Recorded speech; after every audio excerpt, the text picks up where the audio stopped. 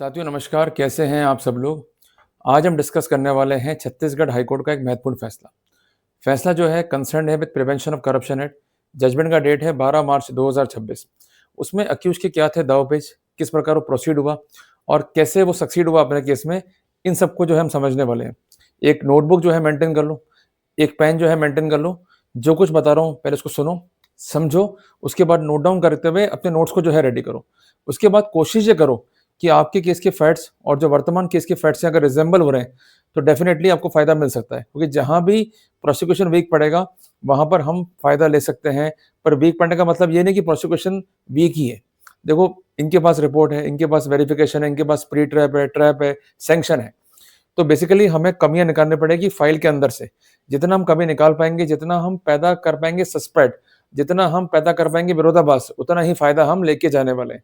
तो कैसे accused proceed हुआ, क्या थी उसकी success story in that case, ये मैं डिस्कस करने वाला हूं। चलते हैं डायरेक्टली बोर्ड की तरफ। जो मामला आज मैं डिस्कस कर रहा हूं, ये मामला है छत्तीसगढ़ हाई कोर्ट का। जजमेंट का डेट है 12 मार्च 26। ये फैसला आपको इजीली जो है मिल जाएगा गूगल के ऊपर, आप जाकर जो है देख सकते हैं। इसमें अक्यूज जो है वो था prosecute as per section 7 13(1)(d) of PC act. उसका ट्रायल हुआ और ट्रायल में उसे कंसर्न ट्रायल कोर्ट ने कर दिया कन्विक्ट, जिसकी उसने अपील करी और अपील में जो है वो एक्विटल हो गया। तो क्या थे ग्राउंड्स और किस प्रकार जो है प्रोसीड किया अक्यूज ने, इसको हम समझते हैं। जब भी आप लड़ रहे हैं केस ईसीडी का, चाहे ट्रायल की स्टेज पर हो चाहे अपील की स्टेज पर हो, हमें पिन पॉइंट जो है बात करनी है। क्लियर है? बेसिस क्या है, मैं लिख रहा हूं गोल्डन रूल्स पुनः। Demand plus acceptance plus recovery, ये तीनों ही एलिमेंट साबित करने हैं प्रोसिक्यूशन को। अगर ये प्राइम एलिमेंट फाइल पे नहीं है तो कोई भी प्रिजम्पशन धारा 20 पीसी एक्ट में ड्रॉ नहीं होगा। जहां तक बात है डिमांड की, तो इसको लेकर के अभी तक का सबसे इंपॉर्टेंट जजमेंट है Neeraj Dutta versus state of NCT. Judgment का डेट है 17 मार्च 2023। इसमें क्या स्पेसिफिक किया गया है, क्या था गोल्डन रूल, ध्यान होना चाहिए आपको। Every demand of money is not demand of bribe. ये लिख दिया मैंने आपको, ये आप अपने नोट्स में जो है इसको स्पेसिफिक कर लीजिए। तो सेक्शन 7 के लिए आवश्यक क्या है, basically accused must be a public servant, there must be a public duty. जिसको गलत डिस्चार्ज करने के लिए या तो था इन एंटिसिपेशन ऑफ ब्राइब या था in consequence of bribe. Accused ने जो है वर्कआउट किया, क्लियर है, और नजायज जो है फायदा पहुंचाया कंसर्न परिवादी को। इस तरह के एलिमेंट्स होने चाहिए। अगर ये एलिमेंट्स नहीं है तो वहां पर हम फायदा ले सकते हैं। अब होता क्या प्रॉब्लम, जो सामान्य होते हैं क्रिमिनल केस, वैसे आप लड़ते हो इस तरह के केसेस को। देखो, मैंने हमेशा ही कहा है आपसे कि आप रिपोर्ट को पढ़ो प्लस वेरिफिकेशन रिपोर्ट को पढ़ो। अगर इनको समझ लिया, पढ़ लिया, 50% केस आपका वहीं सॉल्व हो गया। मैं आपको बात कहता हूं श्योरिटी से 100% कि कंसर्न जो परिवादी है वो छुपाता है फैक्ट्स को, और ये फैक्ट्स वेरीफाई नहीं करती हैं कंसर्न एजेंसियां, जबकि इनको वेरीफाई करना चाहिए as per section 173 sub clause 3 of BNSS. अगर ये अपनी ड्यूटीज को निर्वहन नहीं कर रहे हैं या गलत जो है जांच कर रहे हैं, तो फिर वहां पर हमें प्रोसीड करना पड़ेगा और अपने पक्ष को जो है रखना पड़ेगा। तो इस केस में जो कंसर्न अक्यूज था उसने रिपोर्ट पर और जो कंसर्न मोटिव था क्राइम का उस पर जो है एम्फेसाइज किया। ये पहला स्टेप है, इसको आप नोट डाउन कर लो। अगर रिपोर्ट को समझ लिया मोटिव को, तो संभावना जो है केस को जीतने की बढ़ जाएगी। तो केस क्या था वर्तमान प्रकरण में, कि जब परिवादी है इसको एक नोटिस आया रिगार्डिंग द ईएसआई कंप्लायंसेस। आपके फैक्ट जो है अलग हो सकते हैं, बट एक सामान्य फैक्ट है इस केस का, उसको मैं डिस्कस कर रहा हूँ। और उसमें यह था कि there is an outstanding of rupees 60,000। ठीक है, कहना यह था परिवादी का कि मेरा कोई भी आउटस्टैंडिंग जो है नहीं निकलता है, नोटिस जो है गलत दिया गया। जब मैं मिला अधिकारी से तो अधिकारी ने रिश्वत की मांग करी टू ड्रॉप द नोटिस। आपके केस में यही मोटिव कहीं ना कहीं होगा कि हम काम के लिए मिले थे और साहब ने ये पैसे मांगे या तो खुद से या किसी और के मार्फत।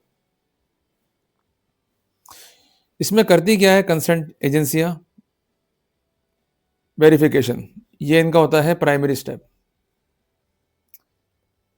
मतलब ये नहीं है वेरिफिकेशन का कि आपने जो है रिकॉर्डर थमा दिया कि जाओ रिकॉर्डिंग करके ले आओ। मैं आपको ये बात स्पष्ट कह देता हूं कि जजमेंट है बॉम्बे हाई कोर्ट का, जिसमें साफ ये कहा गया है कि रिकॉर्डिंग जो है बेसिस नहीं है डिमांड का। अक्यूज की आवाज मिल भी गई रिकॉर्डिंग में तो ये बेसिस नहीं है डिमांड का। डिमांड को जो है साबित करना पड़ेगा प्रोसिक्यूशन को।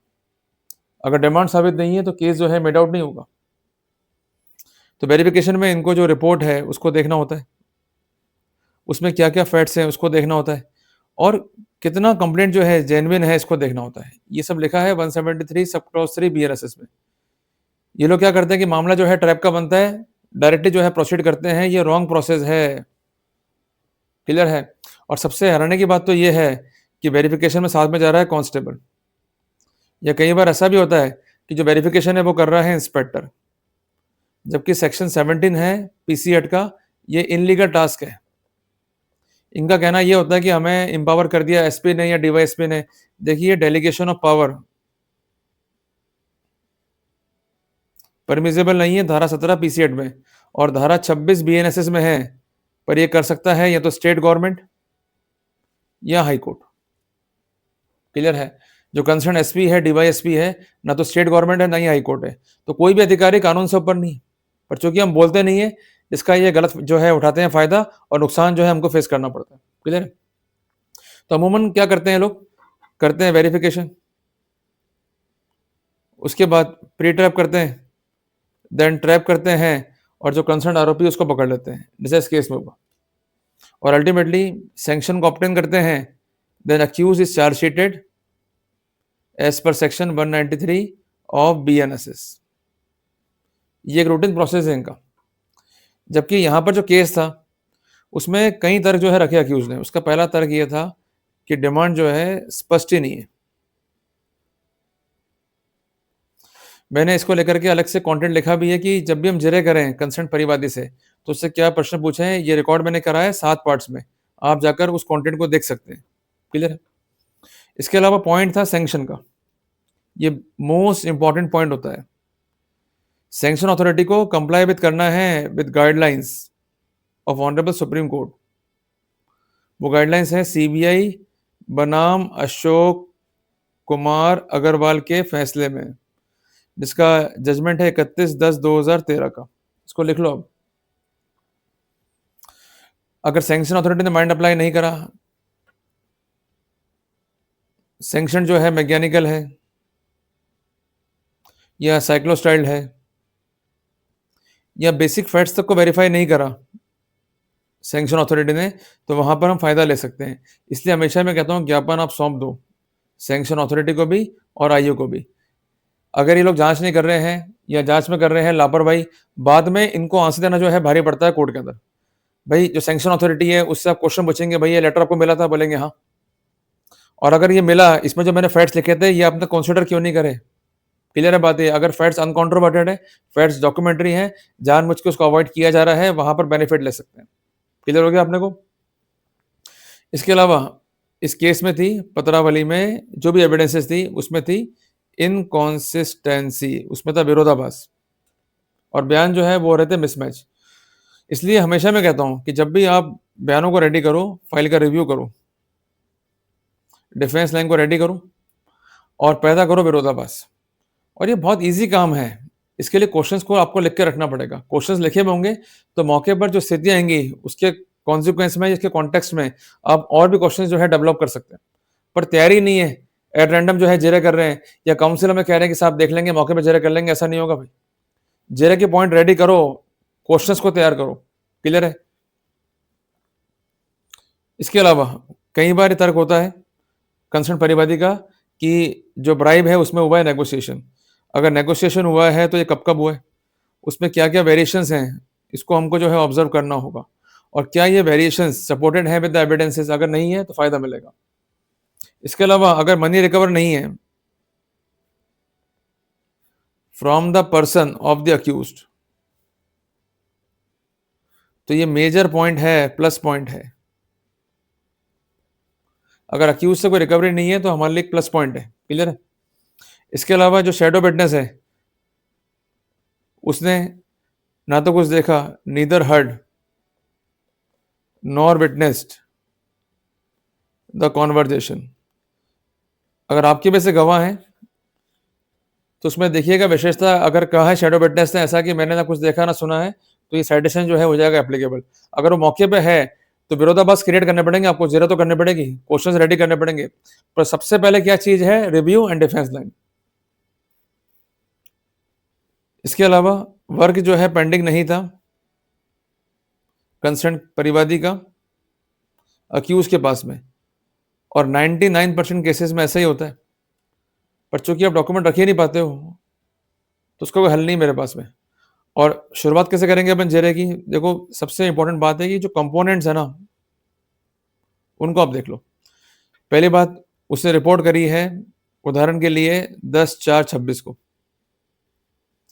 तो इससे पहले के जो इंसिडेंट हैं इस पर आप जेरे नहीं करते हो। फॉर एग्जाम्पल, आप ये पूछो कि वो आपसे पहली बार कब मिला,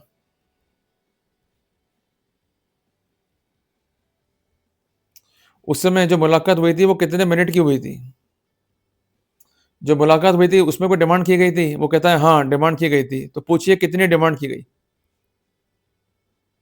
जबकि ये फैक्ट ना तो रिकॉर्ड पर है और ना ही इस पर इन्वेस्टिगेशन है। तो हमें क्या मिल जाएगा इसका फायदा? यू गॉट द पॉइंट ना? इसलिए हमें इंप्रूवमेंट्स तो कराने पड़ेंगे। और एक बात ध्यान रखो कि बेसिस क्या है जीतने का, या तो वो ओमिट करे फैक्ट्स को, या वो इंप्रूव करे फैक्ट्स को, या उसके फैक्ट्स में और जो अन्य गवाह है उनके फैक्ट्स में क्या हो, विरोधाभास, जिसको हम कहेंगे कॉन्ट्राडिक्शन, तो फायदा मिल जाएगा। अगर बयानों में है इनकॉन्सिस्टेंसी, लेक ऑफ कॉरोबोरेशन, तो वहां फायदा मिल जाएगा अपने को। क्लियर है? और सबसे मजे की बात ये थी, जो मोटिव है वो था कि नोटिस गलत है। जो कंसर्न नोटिस है उसको ना तो चैलेंज किया गया और ना ही परिवादी बता पाया कि किस प्रकार नोटिस जो है गलत है। जब मोटिव के ऊपर परिवादी साक्ष्य लीड नहीं कर रहा है, ना उसको स्पेसिफिक कर पा रहा है, तो ऐसे सिनेरियो के अंदर फायदा मिलेगा 100%।